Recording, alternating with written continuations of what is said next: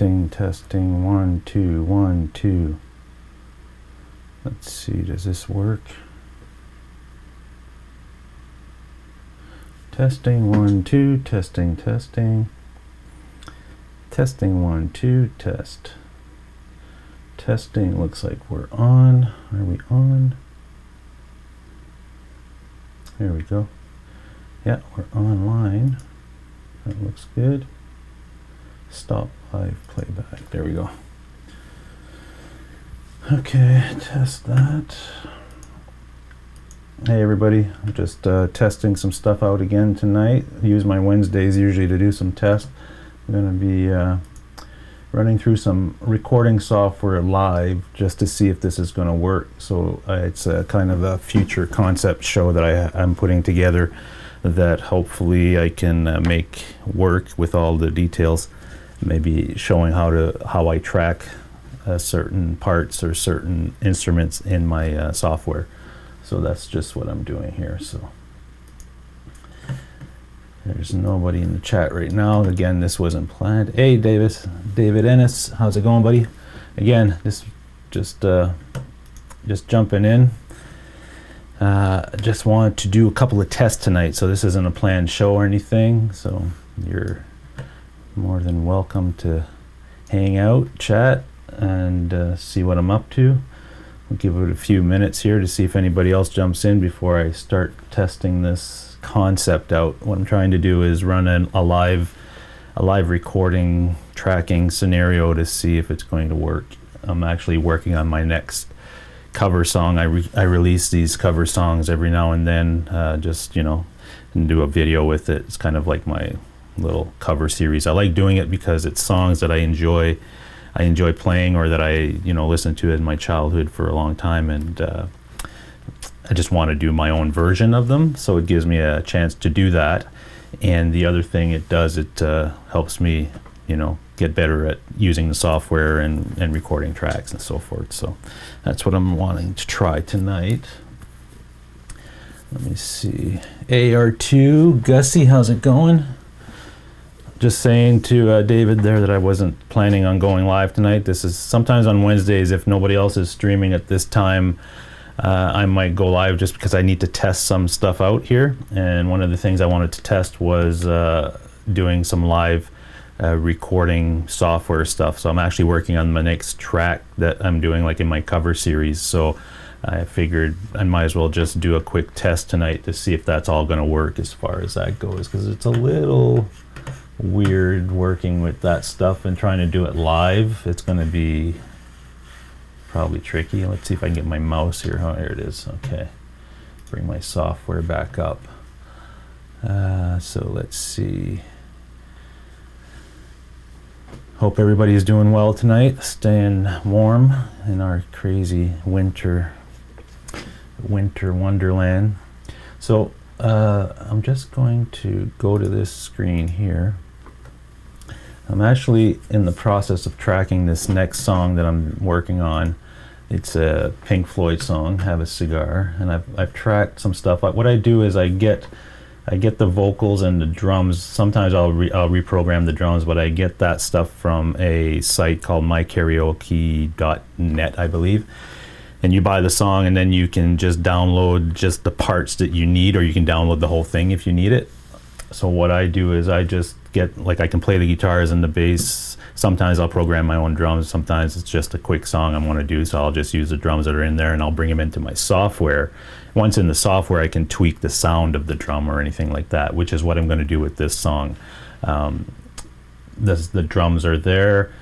I've got the bass from the recording just so that I could track my guitars and stuff. Now the next step is to track the actual bass track on this, and then I'll do the solos last. So I've got kind of the rhythm guitars done and the acoustic guitars done as well. Not really acoustic, it's the clean sound, right? Gussie says, Brian, have questions, copyright strikes for playing. Yeah, so the way that works, Gussie, is you will get a copyright thing on your YouTube channel for sure. But what it does is, what I do is, you can go on the YouTube page or whatever, and there's a page there for music policies or something, and you can do a search there. And what that search will do, you just search the song you want to cover, and it'll tell you what the rights are to that song, if it's okay to cover it, if it's okay to play it, and then what happens if you do play it. So the ones that I do, they're okay, and most of them, if you're covering the song, the ads and stuff that they put on those songs, the revenue, if you make any revenue off of that, a large portion of it will go to the actual original artist, which is fine, and then a small portion will go to you if you're doing a cover song.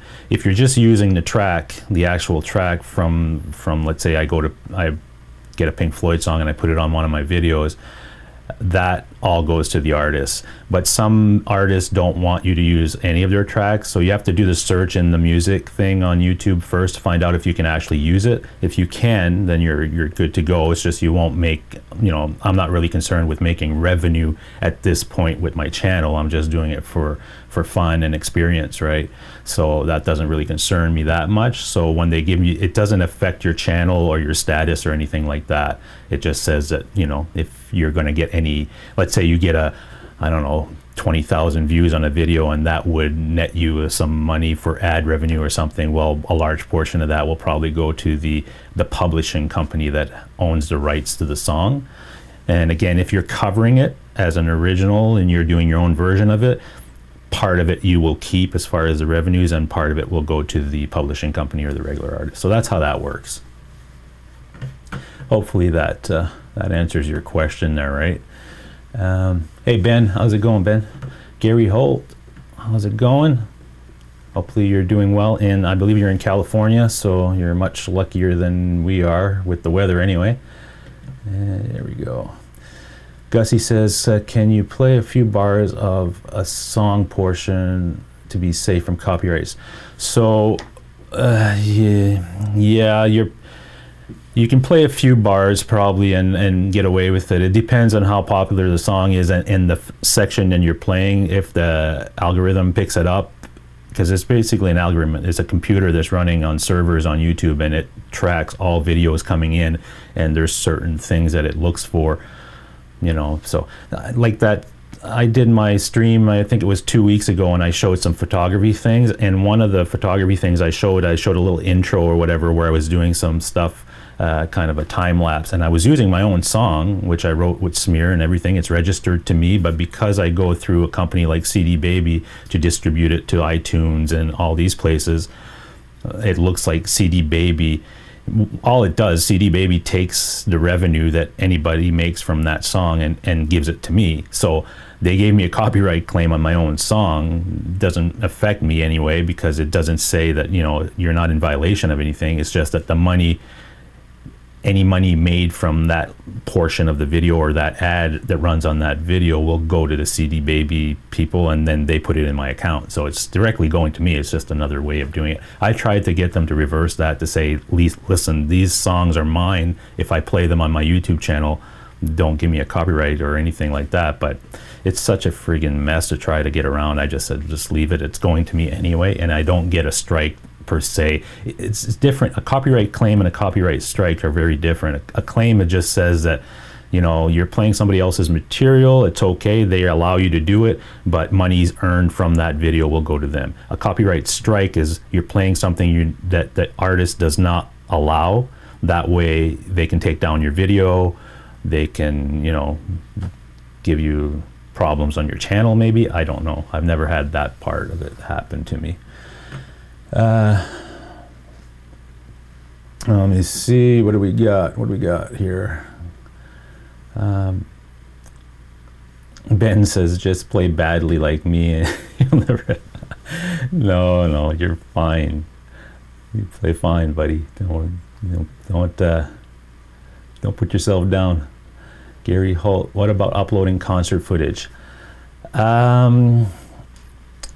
So concert footage, I can speak to my own experience with that, where I've uploaded my own band's concert footage, and again, these songs are all registered through CD Baby and that publishing. So effectively that if it was picked up by YouTube, it would go through the same process, right? It would give me a claim. It would say, you know, this song belongs to SMEER. They don't know that Brian Cote is not SMEER, but so it would do the same thing. But I've done it in the past where I've uploaded some concert footage of the band and I never got a strike on it. So I guess it depends, maybe the quality of the recording, how much the algorithm or the computer system on YouTube's ends will pick up. You know, if it's not that obvious, sometimes it'll get through and there won't be any issues. Because even on the concert footage that I've uploaded, a couple of them were like a Black Sabbath medley that we did live, and a couple of things we did with Metallica medleys and stuff, and they got through. So I don't know if it has something to do with the actual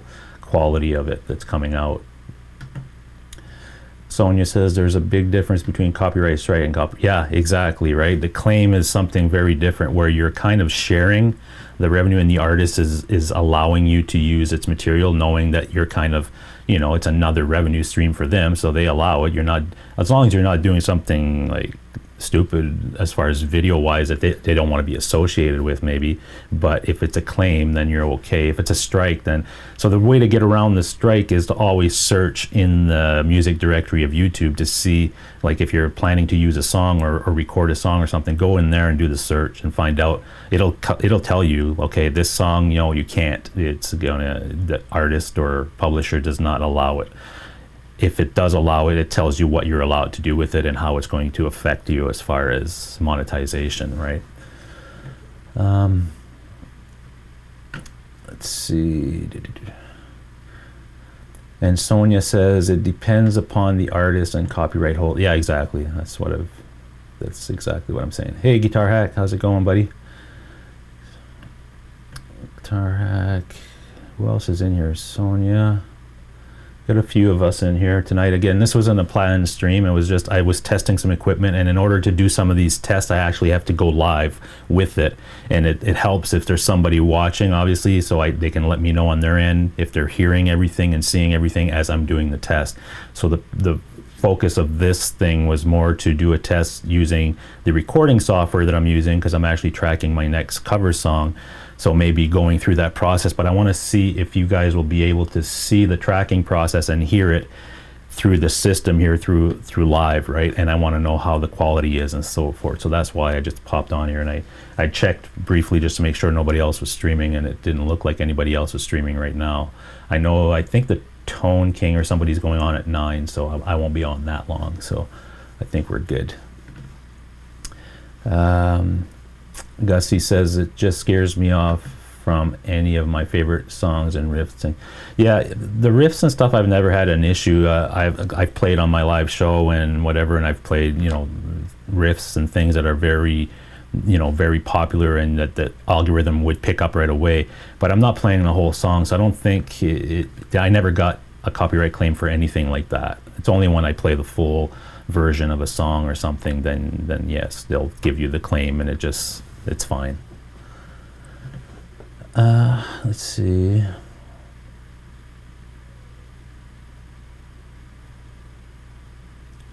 Yeah, and Guitar Hack, the next song I'm doing is it's probably popular for you because it's called Have a Cigar. So there you go. I know you're into cigars, right? So there you go. Live feedback is always a good test. Yeah, exactly, right? So let me see if I can figure this one out here. What I'm doing now is I'm going to try to track a bass part. So I've got the rhythm guitars done pretty much. I might do another rhythm part, but I'm not sure yet. Let's see. Check YouTube. Okay, let me show this here. Cool. Yeah, check. You can see Sonia just posted a link there. That's if you want to check if a song is okay to be used in their music. You go to that page and you'll see a search engine there, and you can just type in the search of the name of the song. Let's see. Am I on? Okay. I guess I should put headphones because I won't hear anything, and I won't know if you're hearing anything. Okay, you should be hearing.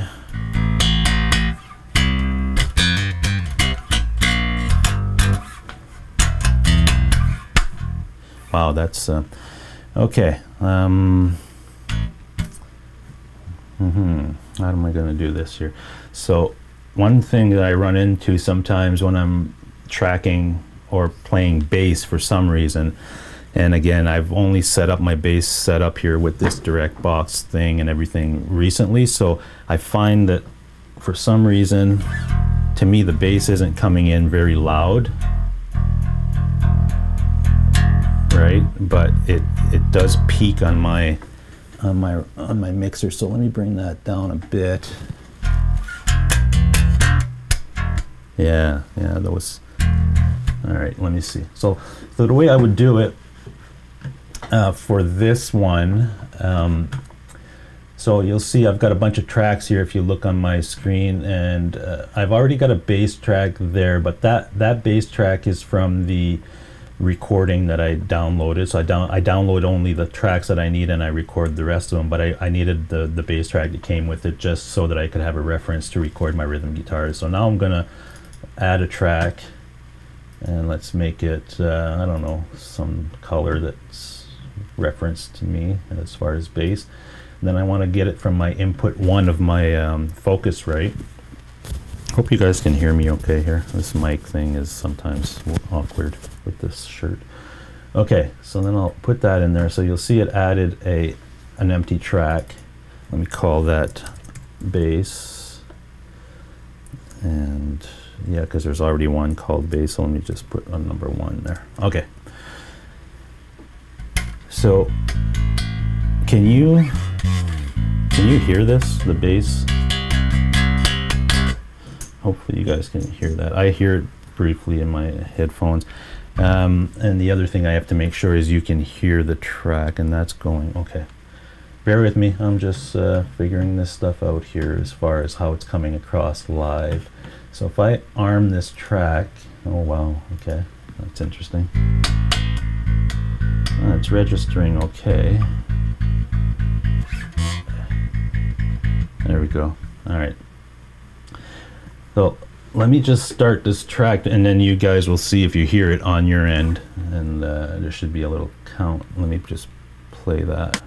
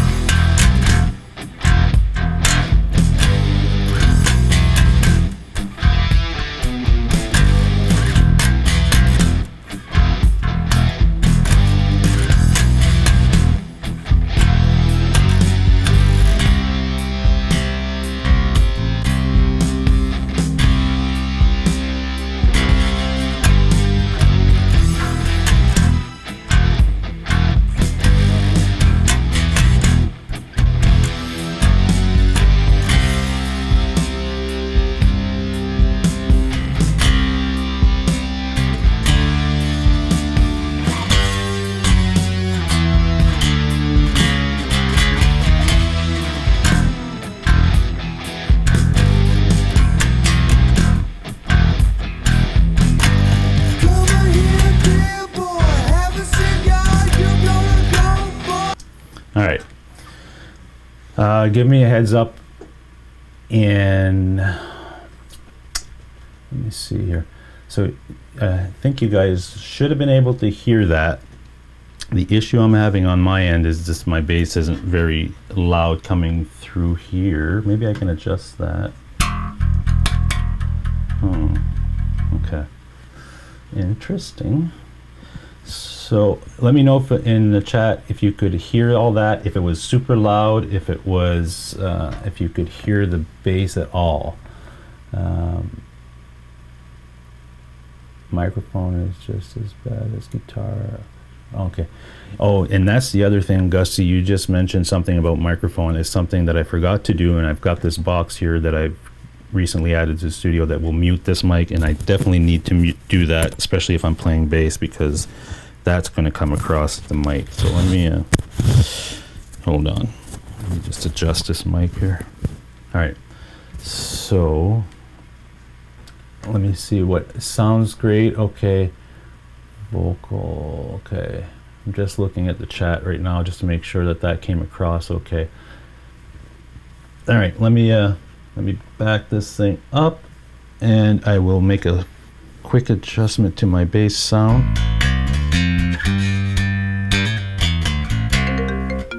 Oh, really? I'm getting a phone call and I'm live. Can you guys hear that? Hold on, let's let this phone call go through and then I'll start here. There we go. All right, sorry about that. The joys of being live.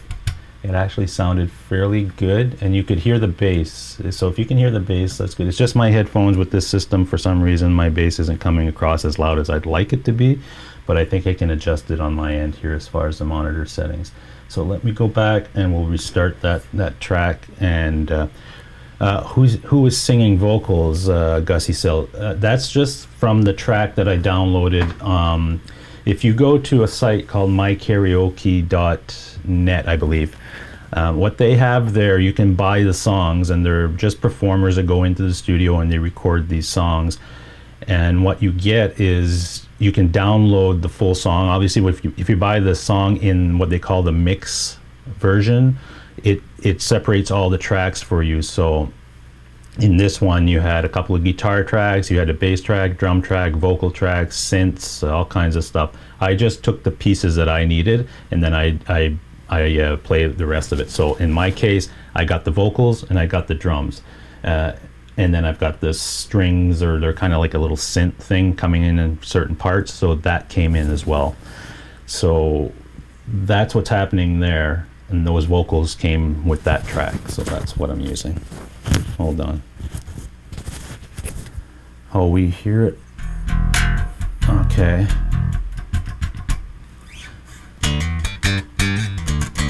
It's weird that I'm not hearing that very well in my headphones for some reason. Okay. But I do see it coming on the meter there, so. All right, anyway, let's do this again.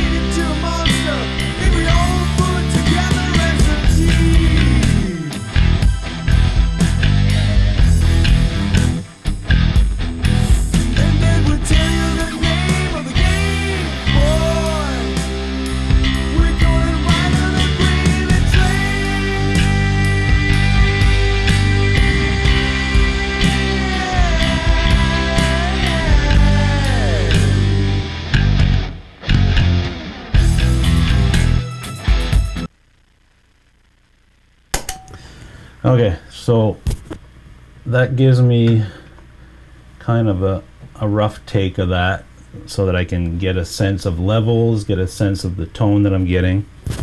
I'm gonna fix this mic here. Just give me one little second. I don't know why I'm getting problems. Maybe if I button this a little bit, and I'll bring it up closer to me. There we go. I think that's better. So that's I needed to get a bass track there. Let me just take that off. So let me check the chat. Tell me if you guys heard everything okay, and if it came across. Let's see. Okay. Yeah, so, okay, Ben says your vocal mic was picking up the bass, so I've shut that off for this last track, so that should have fixed that issue.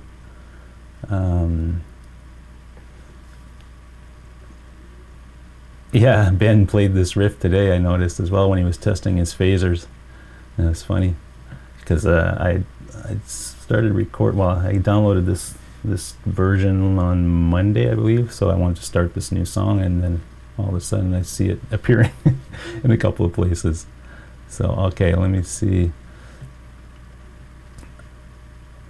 Gussie says, such a great song, most people don't know Pink Floyd members sing this song on the album. Really? Yeah, that's true, I did see that. It's Roy Harper that's saying, yeah, I did notice that. I saw something about that as well. I thought it was Gilmore, but maybe not. Ben says, always love. Janice says, check out my Welcome to the Machine on Facebook profile. Okay, cool. Yeah, I'll definitely do that. Cool, sounded great. Check that. Great. Yeah, Ben says great minds think alike. Yeah, exactly. Okay, so we know that seems to be coming across. You guys could see the actual process of using the software. So again, this is just kind of a quick test for a future episode that I want to do, where we'll go through and track like a full song and do different parts and experiment with some plugins and some stuff. It'll have to be in a couple of parts, obviously, because this is a longer process than what I just did there. That was just kind of to test tonight. The way I'd probably do it is maybe take an episode or something and do like here's how let's do some guitars and let's focus on that part. And maybe one part could be mixing everything, mixing all the tracks, and then one part could be using different plugins and mastering it for the final output. So I think that should be fun to do at some point. But but the bass, for some reason in my headphones, like I can see it coming across. Like, let me play it through here and I'll hear the bass track. Okay, if I do that, I just want to hear.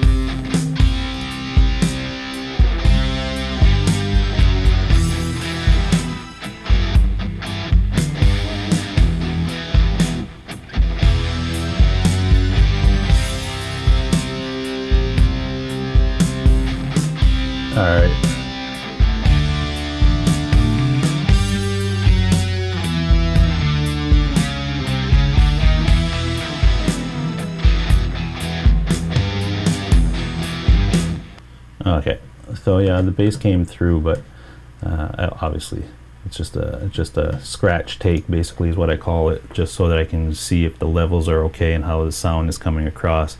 And then I got to come out with my actual bass part that I want to record there, because you know, that's just kind of following the guitar track and stuff. But I like to add some accents and things in there. But I got to get my level from the bass and everything set before I can do that properly, because if you can't really hear what you're doing, it's hard to track something.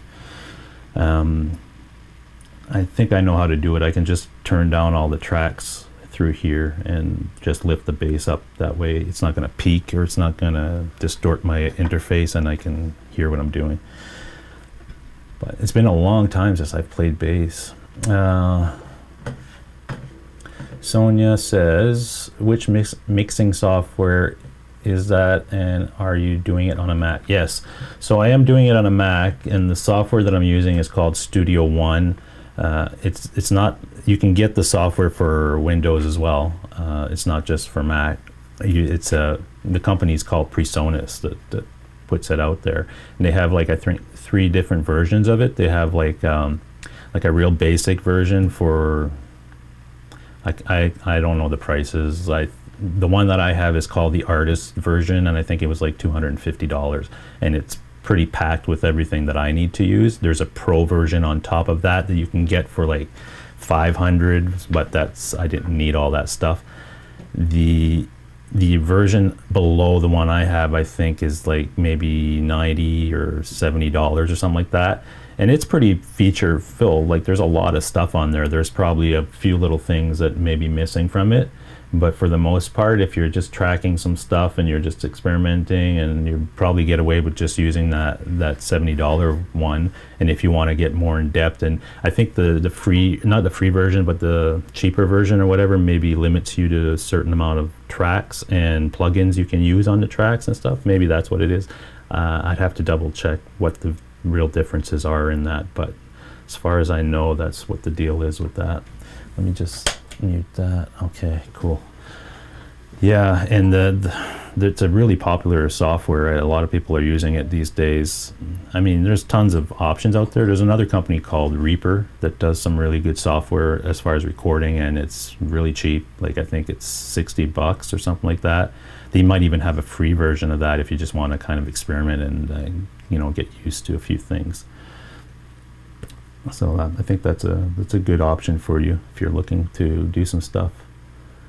Yeah, Ben says, got to put your snake on the part. Yeah, exactly right. I just picked up the bass tonight just for this purpose, just to kind of test this live, doing it live and stuff, right? So I didn't even write the part yet for the bass. I'm just kind of experimenting and getting my levels and getting the tone of the bass, because I do have like my bass preamp that I'm using is from a company called Eden. I used to use their amps a lot too back in the day, and this is what interface that Phil McKnight uses for his bass and stuff, and it's just a small preamp. Maybe I can show you, and it's really, really nice, and you can, the tones and stuff are really, really good. So let me see if I can, I'll actually show you, but I still haven't dialed it in completely for my sound. I'm still experimenting, obviously. So let's see if I do that, and I do that. I don't know if this will work, but hey, might as well try, right? Yeah, there it is. Okay, cool. So that's the preamp that I'm using for my bass. So that's just going, my bass is going right into that, and then it goes into the board, and then the board, that's the board there. The board comes out and then goes into my interface. And somebody was asking what interface I was using. I think I saw on there, and it's just a Focusrite Scarlett R18 or something like that. They have a couple different models. This one has like 4 inputs, but if you're using a mixing board, you just need 2 inputs, because that's all I'm using right now. I've got the master outputs coming out of there into this, and then in my recording software, so again, this is the bass preamp, just to give you another shot of it here. It's kind of a direct box preamp, everything in one type of thing, and it sounds really, really good. And if I needed to, I could even take this out to a jam night or something and plug into it if I wanted to play bass or something on a jam, or going to jam with friends. So I don't need to bring I don't even have a full bass amp or anything anymore, so I could just bring that if I wanted to. So let me cut back to my shot here. Yeah, and then from the interface, what happens is your software, PreSonus in my case, Studio One. So let me just, I'll remove my headphones. I don't really need them. And what I'll do, let me put my bass away here for a second. because we're not going to be tracking. I just needed to test, so I'll just put my base over here.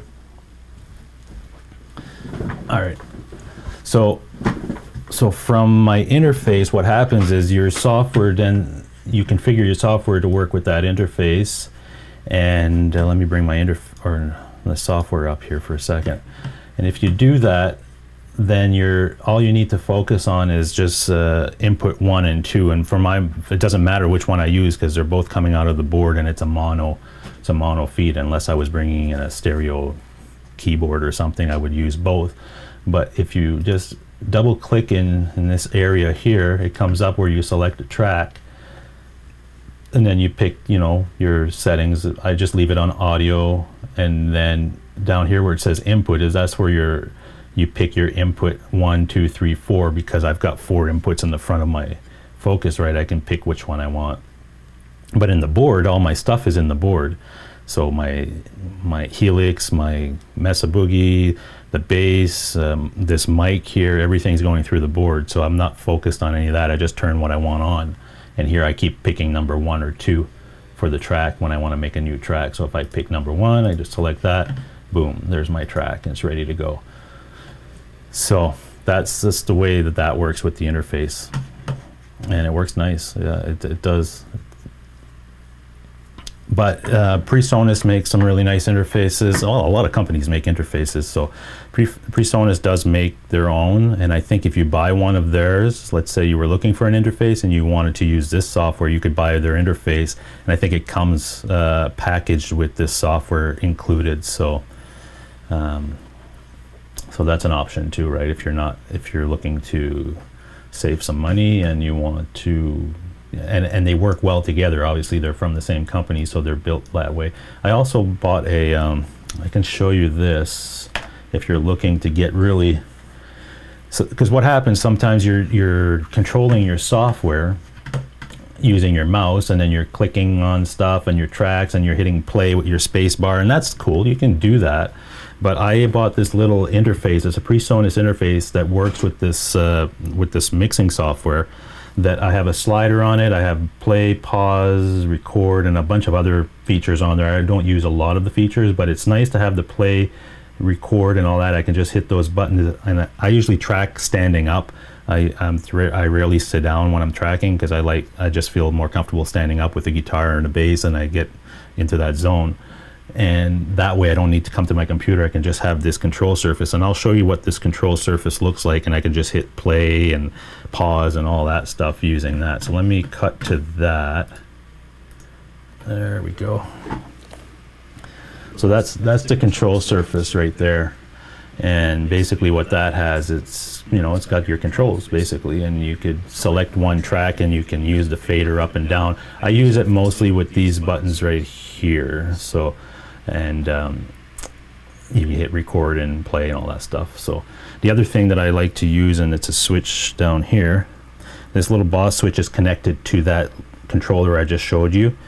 And what that's programmed to do is, let's say I'm doing a take and there's only like a little part that I need to replace, like a little part that I screwed up or whatever. I just play the track, I arm it to record it, and I start the track, I play it, and as soon as I step on that foot switch, it's going to start recording, and as soon as I step on it again, it's going to stop recording. So it's like a punch-in type of thing, so that works really nice. So there we go. So that's what that's all about as far as that goes. So there's many options out there, right? It's just a matter of finding what works for you, budget-wise and your space-wise. I like the little switch because, again, I can bring that to where I'm standing or whatever, and I can just stand up and control everything. I like having tactical controls instead of, using my mouse and keyboard and stuff for this type of thing anyway. I just find it more efficient and easier to use in that capacity. So that works well. If you have any other questions, just go ahead and post them up. Again, this wasn't a scheduled thing. It was just a quick test to make sure that this would work, because I have an idea for some future shows that I'd like to do using the recording software, maybe tracking a song, going through an all, like a process. But in order to do that right, we need to test, and we need to test it live to make sure that it's going to work. now that I kind of know what's working and what needs a few adjustments, then that will help me plan some stuff moving forward. Rick Heffner, how's it going? I hate it when live stream intersect. I try and support you. That's okay, Rick. Again, this wasn't a planned stream. It was just a quick test. So thank you all who jumped in. It's just again, I try to always look on my app first to see if anybody's streaming before I do one of these tests, because I don't want to interfere with anybody else's streams. So I didn't see anybody else streaming at this time, so I figured, okay, I'm just going to go on and do the test and then figure it out. Don't worry, Rick. You can also watch it after the fact, right? So that's the good thing about these things. Even if you're not there live, I know that when it's live and we're actually going through some process of, working with the software and stuff, and you want to ask a question live, it's easier when you're there. But you can always watch it after the fact, and feel free to send me a comment or an email or whatever if you have questions or something that you weren't able to watch it live. Then you can do that, and I'll answer your question. I have no problem doing that. Let's see. Yeah, the notifications aren't working well for me either. I get some sometimes, and sometimes I don't. I don't know why it's acting like that. I think a lot of people are having that issue. That maybe it's YouTube servers are just overloaded and they're still working out some stuff as far as notifications. It might get better. Who knows? Hopefully it gets better. But I have my sub list of people, or everybody I follow, and I just go to that, and then I can see who's live or not. And I check, pretty frequently at night anyway. I kind of go on every hour just to see what's going on. But yeah, it'd be nice if the notifications would act like the way they should, right? Let's see. Guitar hacks in here. Guitar hack. I did. I think I was on your stream that you were doing on Facebook the other day, and we were speaking about Friedmans and SMEERs and stuff. I see Ben just posted any leads yet on a Friedman, and I had mentioned that I might be interested in buying that new SMEER guitar that Chris, the Guitar Pit, got recently, because he was looking at probably selling it. I looked into it, and I love that guitar, and I really want it. But after you do the conversion from US money to Canadian money, deal with the brokerage, the shipping, and everything else, it was like pretty costly. And it's not that the guitar is not worth it. If I'm going to spend that kind of money right now, what I really need in my collection or set of guitars here that I don't have is a Strat style guitar, right, like we talked about. And so my focus right now on the next guitar that I'm looking to get, hopefully, would be the Friedman Strat style, either a Cali or the Vintage S. And I haven't been to Cosmo in a while now. It was 3-4 weeks anyway since the last time I was there. So I plan to go soon, and then I want to see if they've got a few of them in stock, so I can actually try them and see how they feel, because they seem to be the only Strat style guitar that I'm looking at, where the controls are for the volumes and stuff, that might work for me. The other ones don't. Even the SMEER Vintage S style guitars, the controls are too close to the pickups, so that one won't work. Tom Anderson has the same problem. They put the control right up next to the pickup. The only one that doesn't do that is the Friedman, I believe, and it seems to be pushed away enough that it might work for me. So I will try it. So hopefully hopefully that works for me. But yeah, that guitar that the Guitar Pit has, it's called the Andy Wood Signature Telecaster. It's a beautiful guitar, and I was looking at that months ago. If I hadn't already bought the SMEER that I've got here, the other Tele, if I didn't already have that one, I would have probably pulled the trigger on that. But I can't justify it right now because I've got 2 Teles already, and I really need the Strat style to do what I'm trying to do, right? So that's what the plan is moving forward as far as guitars for me. Hey, Marsman. Nice to see you in here. Guitar Access, let me know when you go. Maybe, yeah, I'll definitely let you go. I'll let you know for sure. I don't think it'll be this weekend. This weekend I'm supposed to be picking up the aux amp top box for the amp, like I said in my previous stream. I was supposed to have it last week, but something happened with the shipping. It didn't come in, so they're telling me by Thursday or Friday they should have it. So that'll keep me busy this weekend for sure if I get that. Maybe in a couple of weeks I'll be venturing out to Cosmo to see if I can try some of those, if they have them in stock even. I don't know, because I haven't been there in a while. Rick says, I want a nicer Super Strat than my LTD, and that Kramer SM1 has got me drooling. Yeah, Kramers are nice, man. But I haven't had a chance to ever try one. I mean, in the old days or whatever, back in, you know, 80s and stuff, I did. But the recent ones, I have never tried one, so I don't know. I really like that Friedman Telly back there is really special. I think for me, that's, if I'm going to buy a Strat style guitar, I'd like to get something like that. That's going to be like my one Strat style guitar that I play all the time or whatever, or that I need for certain recordings. And that Telly feels amazing. And apparently the necks on the Strats and stuff are very similar to that. So I'm very drawn to that. So we'll see. They're expensive though, that's the problem, right? But it's like anything. If it works for you and it does everything, it feels really good. You know when you try a guitar if it's for you or not. It doesn't matter the price even. Sometimes you can try a guitar that's you know, $500 and it's awesome and you love it and it's for you. That's the thing. It just happens that, you know, the Friedmans are what they are for a reason. They're built, you know, very well, and they've got something about them that's why they command that price, I suppose. So but you get what you like if you can afford it, and you know, that's all you can do. Let's see, Marsman. I'm the king of. Gussie says, I'm the king of typos. If you knew how I have to yeah. So again, this was just a quick test to show this this software here. This is Studio One. This is version number 4. I think that's where they're at as far as the versions that they have. It's not a very hard software to learn. I think there's tons of video tutorials online for it. So definitely, if you're interested in getting it and getting into this stuff, it's worth it to spend a few hours just going through some of the tutorials just to get your head around certain things. But honestly, once you start working with just the basics of this, it's not that difficult. It really isn't. It works really well, and you can really do a lot with it if you're into recording and stuff. And to me, it's a great tool.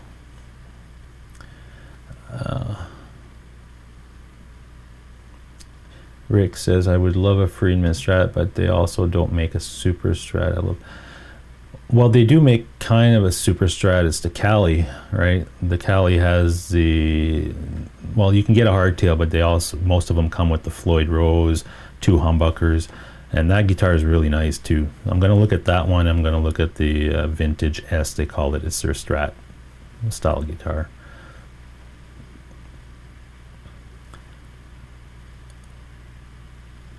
Let's see.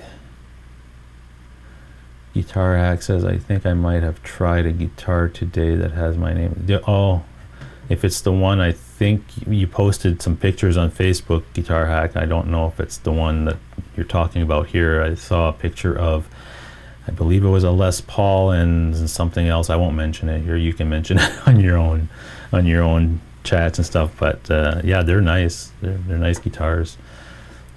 But I know you were thinking of waiting for the new Les Pauls, but I think with Long McQuaid's deal that they have now, you'd probably save yourself a bunch of money, because once the new ones come out, you're not going to get those deals on the new ones. So I guess there's a plus for you if you're looking for a reason to do it.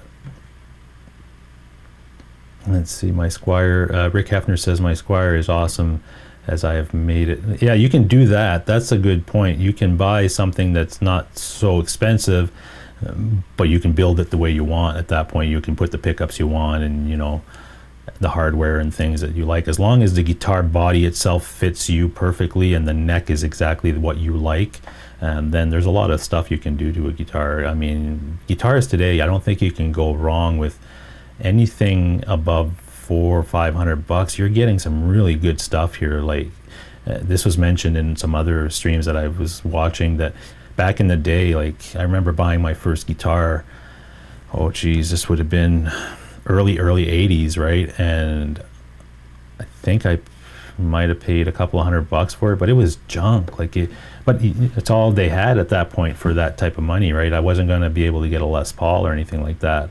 I think my first guitar was something like, I think it's called a Hondo, something like that. And I remember it was a white Strat style guitar, and I had taken electrical tape, I think it was, and I taped all over the place on it to make it look like Eddie Van Halen's Strat. And it was funny. And I had that guitar for a while. That's how I learned chords and some basic stuff on it before I went to the bass shortly after that, because the band that was in town that I was looking to join or whatever, they didn't need a guitarist, they needed a bassist. So I started looking into basses, and that's how that happened, and I got into that. But I remember that first guitar. Marsman says, or let's see here, Gussie says, I do need an SG. Yeah, SGs, once you find the right one, they're awesome guitars. Marsman says, you guys give me gas. I have most everything I ever wanted when I was gigging, and now I'm getting yeah, that happens to all of us. Don't feel bad, Marsman. Dave R's Guitar, how's it going? Yeah, so that's the one that I saw as well. Dave R Guitar is saying here that, Hack, did you play the Bird? Yeah, that's the one I saw, the black one. I tried those ones before. I can't remember. I think the balance or something was kind of weird for me, so I didn't appeal to me as much as the Les Pauls and things. So, but I've heard a lot of good things about those guitars. Gussie says, I used to think when I was young and dumb that a Strat would be good for all. Well, it is, though. I think Strat guitars are very versatile. For me, the way I like the Friedman Strat style, because it has a humbucker that's really, really good. It's their pickups, the Friedman pickups are really, really good, and it has 2 single coils, so you get a lot of versatility with that setup, right? You can do quite a bit. Like for this song here, I'm going to do the solo and stuff on the weekend. I've done the rhythm guitars, and I did that with the Les Paul, but for the solo, I would love to I'm going to try to do it with my Telly and see how that sounds. But I'd love, if I had a Strat with single coils right now, that's exactly what I need for that solo in this song that I'm tracking here, this Pink Floyd song. So I really, that's one of the things I don't have here in the studio that I would love to have, because I can see myself using it for that type of thing more often. Let's see. Gussie says, I bought my first guitar at 38 years old and felt like a kid. Yeah, there you go. Back in the day, Brian C. was very popular.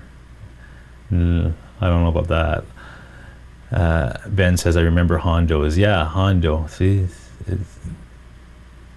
I went to, I can't even remember, I bought it in a local store. It was just they had it on the wall there with some other stuff. I can't even remember the other stuff. They had some Charvels and stuff. I love those guitars, but man, there's no way I was going to afford that, because I was just a kid, and I was mowing lawns and doing stuff like that just to get the money to get what I got.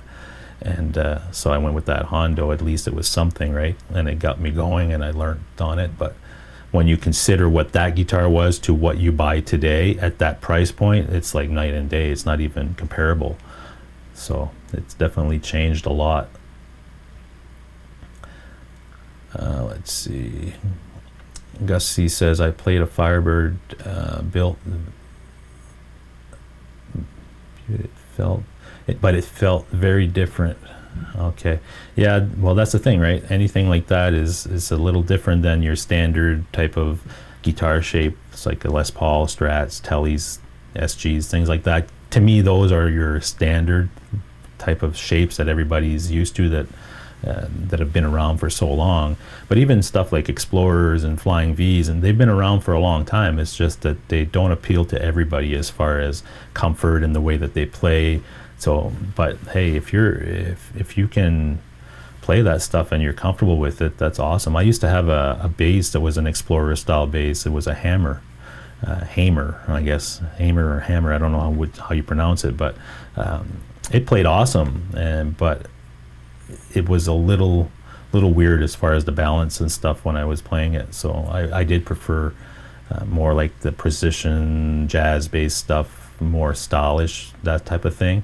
I don't know if I told this story before, but I had bought a really, I think it was, this would probably been 87 or somewhere around there. I bought a BC Rich Warlock because I loved Motley Crue and Nikki Sixx and all that. That was awesome, right? So back then he was playing Warlock, so I bought this BC Rich Warlock, and it didn't sound great. Like at that time, I didn't care. I just wanted, the look was awesome, and then it felt cool. And I plugged it into my amp, and it sounded the way it sounded. And as you're just learning and playing with bands live and stuff, you're just kind of figuring stuff out. It didn't really matter that much to me. I liked the look of the bass. But what happened with that bass was I was playing live one time with it, and I don't know what happened. I wasn't paying attention. I move a lot on stage. I don't just stand there. I kind of go back and forth, and I do a lot of stuff.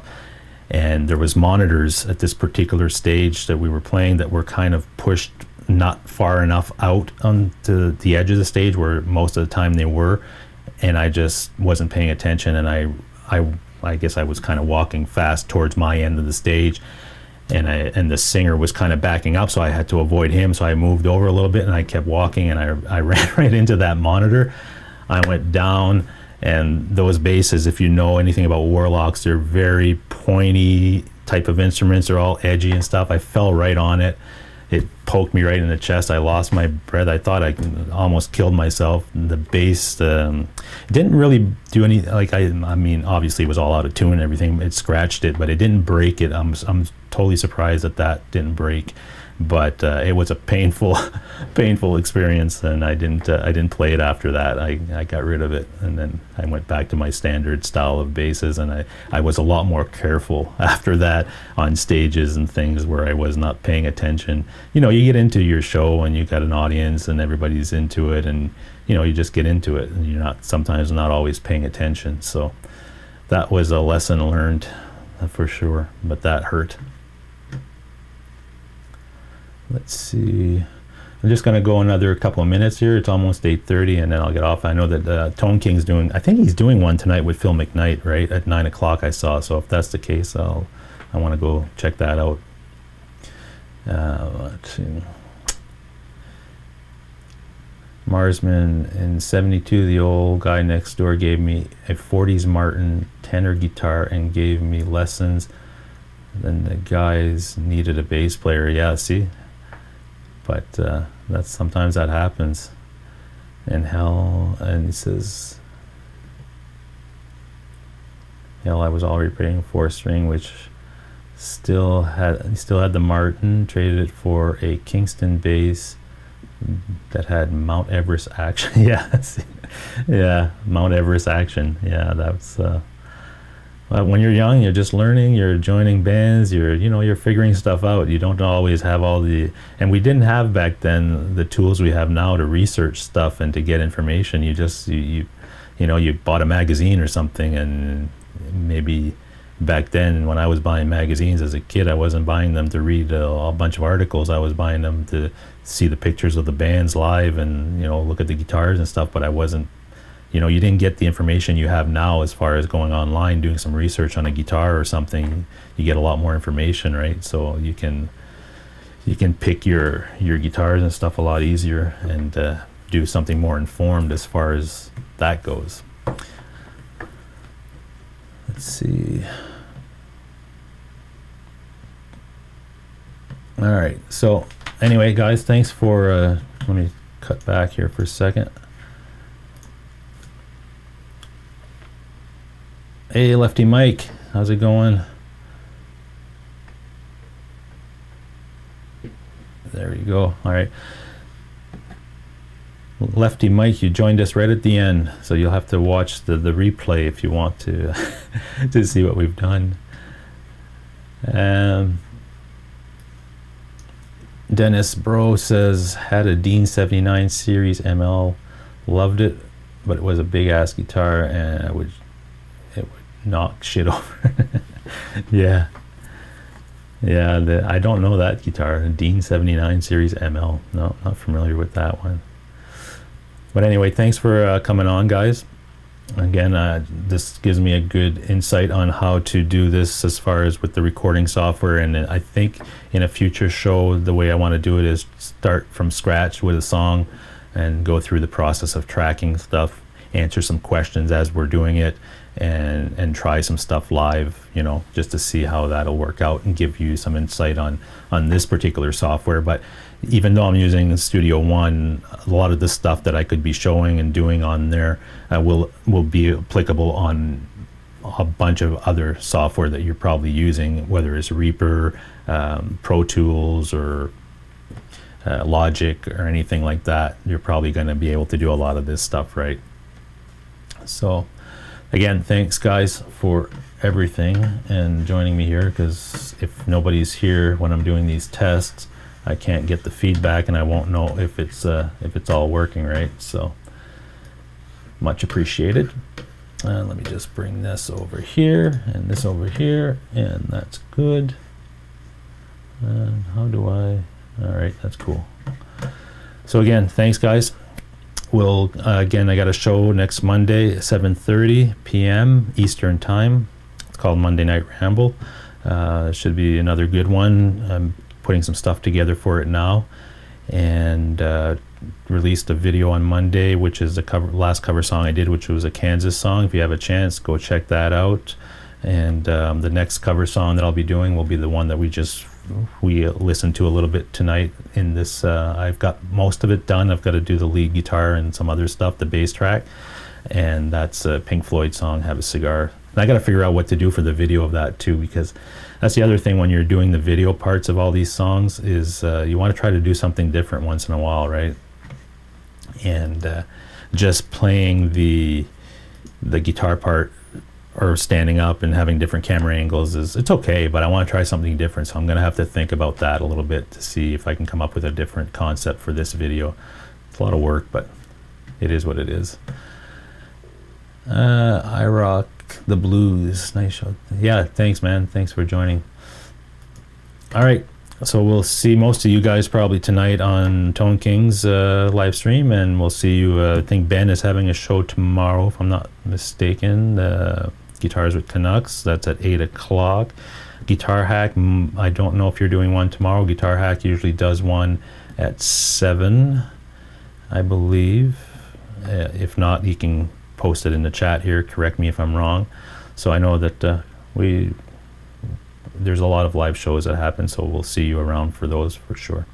So see you Monday night, 7:30, and have a great night, great rest of the week. Hopefully the weather starts to get a little bit better for us here in Ontario and the rest of this northeast. And that's it. All right, take care guys.